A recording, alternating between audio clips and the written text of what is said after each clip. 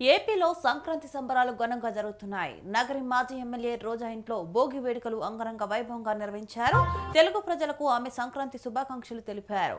Medical college ప్రైవేటీకరణ నిర్ణయానికి సంబంధించిన కాపీలను ఆమె భోగి మంటల్లో వేశారు.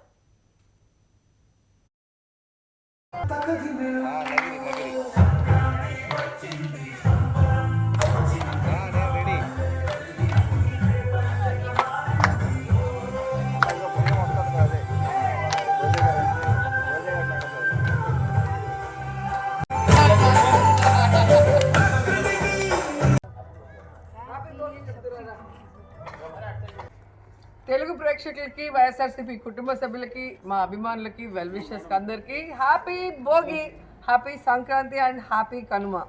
సో చూసారుగా, ఈరోజు మా ఇంట్లో మా బంధుమిత్రులతో, వెల్ విషర్స్తో మేము చాలా హ్యాపీగా భోగి పండుగలు జరుపుకున్నాం. గెలుపోవటంలో సహజం. వాటి గురించి ఓడిపోయామని బాధగా కూర్చోటం, గెలిచామని ఎగరటం అనేది ఉండదు. ఎప్పుడు కూడా సెలబ్రేషన్ అంటే సెలబ్రేషనే. పండగ అంటే పండగే. స్టార్ట్ అయింది ఈ రోజు నుంచి, ఇంకా 5 రోజులు సండే వరకు అందరూ కూడా జాలీగా ఎంజాయ్ చేయడానికి మేము రెడీగా అయ్యాం.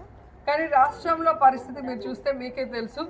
కూటమి ప్రభుత్వం వచ్చిన తర్వాత ఈరోజు వాళ్ళు ఇస్తానన్న వాగ్దానాలు ఏవి నెరవేర్చకపోవటం అండ్ జగన్మోహన్ రెడ్డి గారు ఇస్తున్న సంక్షేమ పథకాలన్నింటినీ కూడా ఆపేయటం వల్ల ఈరోజు పేద ప్రజలు సంక్రాంతి పండుగ కానీ, దీపావళి కానీ, ఏ పండుగ చేసుకోవాలన్నా కూడా చేతిలో డబ్బులు లేక కష్టాలతో సతమతం అవటం మనం రాష్ట్రంలో చూస్తున్నాం.